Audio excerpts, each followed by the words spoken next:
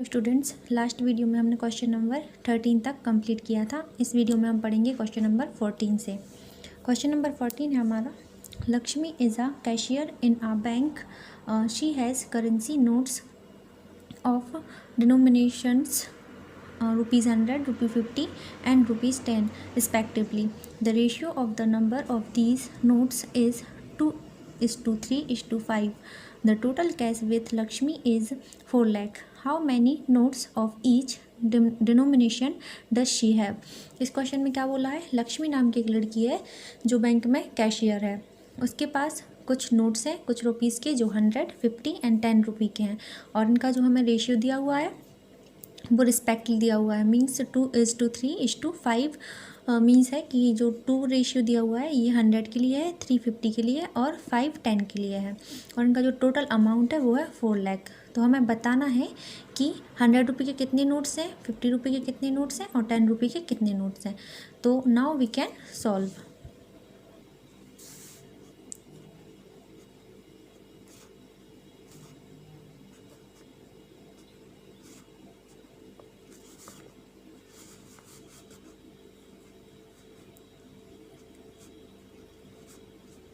हमें जब भी रेशियो दिया हुआ होता है तो हम उसको जब भी लेट करते हैं तो एक्स के फॉर्म में लेट करते हैं।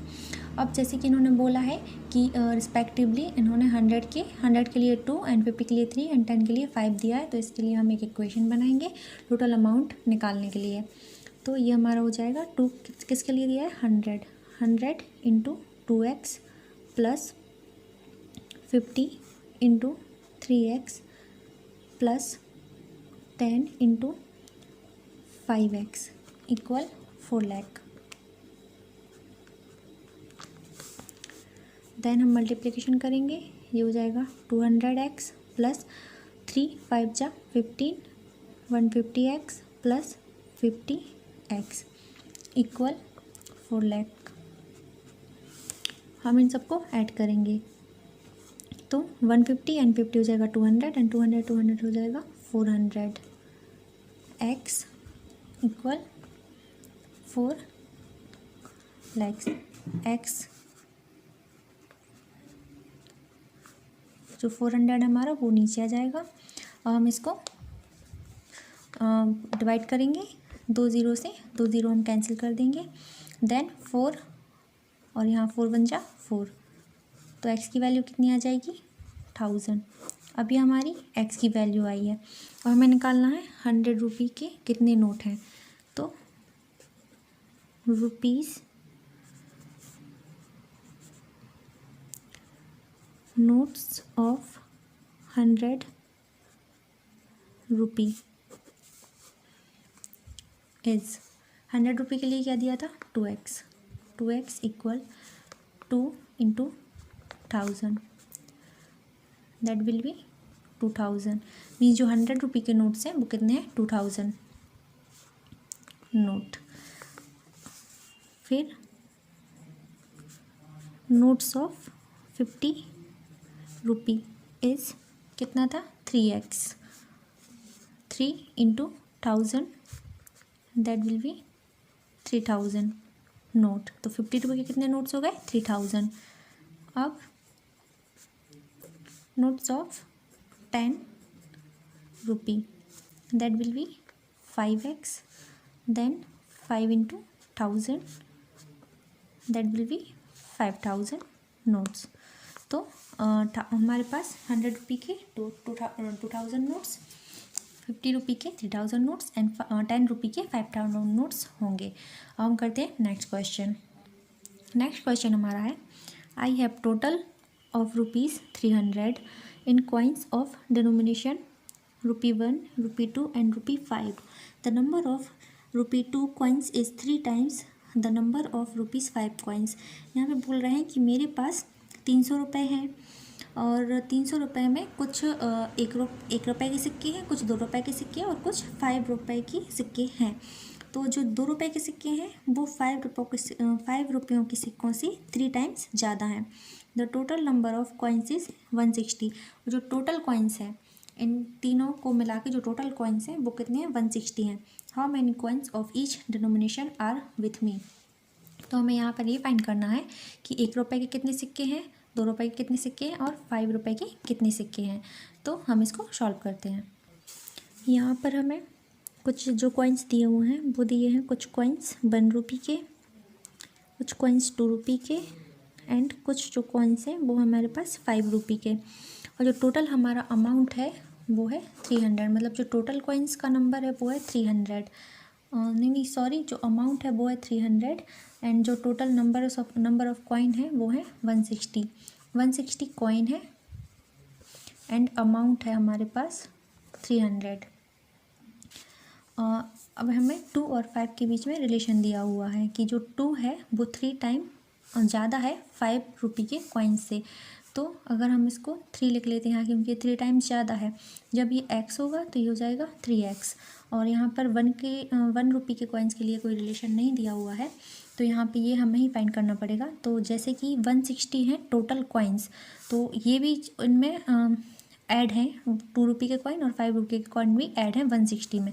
जब हम 2 रुपये के कॉइन और 5 रुपये के कॉइन को माइनस कर देंगे तो बाकी के जो कॉइन्स बचेंगे वो होंगे 1 रुपये के। तो टोटल कॉइन्स माइनस 2 रुपये के कॉइन्स एंड 5 रुपये के कॉइन्स जो हमने लेट किया है। अब हम बना लेते हैं इक्वेशन। पिछले क्वेश्चन की जैसी इक्वेशन बनेगी सेम हमारी। ये बन जाएगा 1 into 160 minus 3x minus x plus 2 into 3x plus 5 into x is equal to 300। Then 160 minus 4x plus ये हो जाएगा 6x plus 5x is equal to 300। Then 160 minus 4x plus 11x is equal to 300।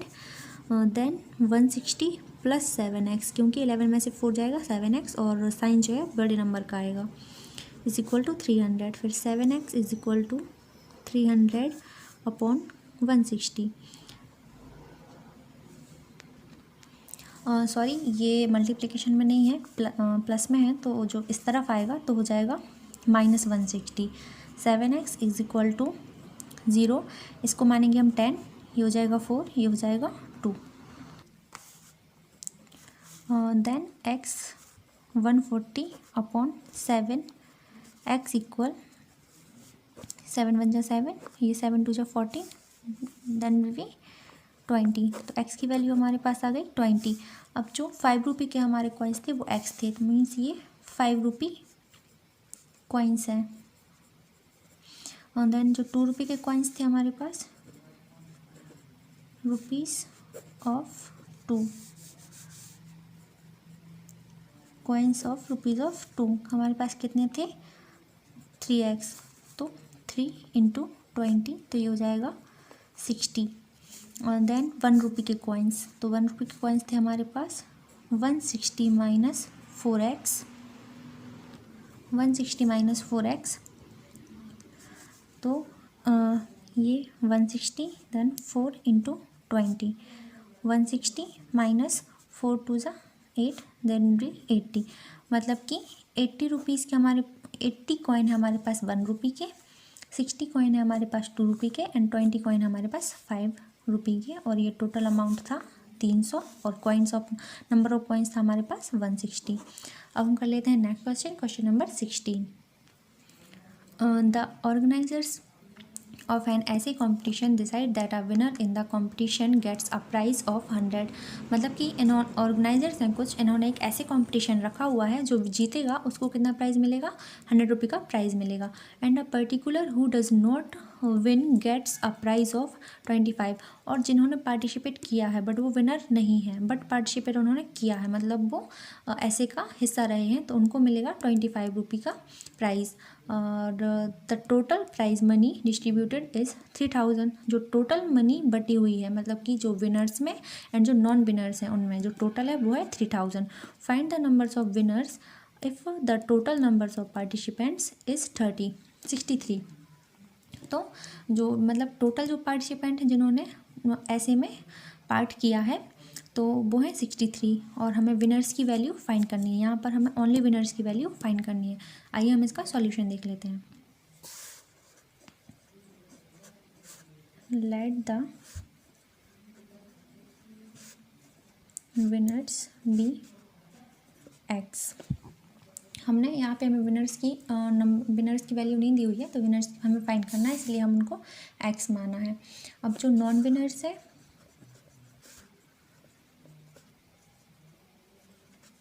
वो है 63 minus x. Because जब 63 total number of participant है, हम उसमें से विनर्स को माइनस कर देंगे, तो हमारे पास जो विनर्स नहीं है उनका अमाउंट आ जाएगा। तो हम ऐसे ये करेंगे 63 माइनस एक्स। देन हम फिर से इक्वेशन बनाएंगे। तो जो विनर्स हैं उनको कितने रुपए की प्राइस मनी मिल रही है, 100, मतलब 100 इंटू एक्स, प्लस जो नॉन विनर्स हैं, मतलब जो विनर्स नहीं है बट उन्होंने पार्टिसिपेट किया है, उनको 25 रुपये मिल रहे हैं। तो ये, और जो total amount of prize money है वो है हमारे पास 3000। ये बन गई हमारी इक्वेशन। अब हम इसे सॉल्व कर लेते हैं। जब 100 का मल्टीप्लाई एक्स में करेंगे तो आ जाएगा 100x, प्लस जब हम 25 का मल्टीप्लिकेशन 63 में करेंगे, आप करके देखना, तो आएगा हमारे पास 1575। देन एक्स में होगा 25 का, तो ये हो जाएगा 25x इज इक्वल टू 3000। अब यहाँ पे देखिए, जब ये है एक्स वाली वैल्यू और ये है एक्स वाली वैल्यू, तो हम इनको साथ में ले लेंगे। मीन्स 100x माइनस 25x, ये बगैर एक्स वाली वैल्यू है, तो ये 3000 माइनस 1575। जब हम 100x में से 25x को माइनस करेंगे तो 75x हमारे पास बच जाएगा। और यहाँ पे 3000 में से 1575 को जब हम माइनस करेंगे तो हमारे पास बचेगा 1425। अब x इक्वल 1425 अपॉन 75। जो हम 75 से आप छोटी से छोटी वैल्यू 5 या फिर 25 या फिर 15 से आप इसको डिवाइड करके देख सकते हैं, तो x की वैल्यू आएगी हमारे पास 9। जब यदि आप 25 से करोगे तो ये 25 ये जाएगा 3 टाइम्स, क्योंकि 25 3 जा 75 होता है। और ऐसे ही यहाँ पर आप चाहोगे तो 25 5 जा 125 होता है। देन यहाँ पे 9 आ जाएगा। तो जब आप इसको सॉल्व करोगे तो ये आ जाएगा, x की वैल्यू 19 आ जाएगी, और यही हमें फाइंड करनी थी। ये हमारी टोटल विनर्स मतलब टोटल विनर्स हमारे कितने होंगे, 19 होंगे। अब नॉन विनर्स तो हमें निकालने नहीं थे, अगर हम उनकी भी जो नंबर निकालें जो जीते नहीं हैं, तो हम जो 63 था उसमें से हम 19 को माइनस कर देंगे। देन विल भी यहाँ पे हमारी वो नंबर आ जाएगा जो कि पार्टिसिपेट किया था बट जीते नहीं थे। तो अगली वीडियो में हम देखेंगे 2.3। आप 2.2 कंप्लीट करके रखिए, हम नेक्स्ट वीडियो में 2.3 देखेंगे।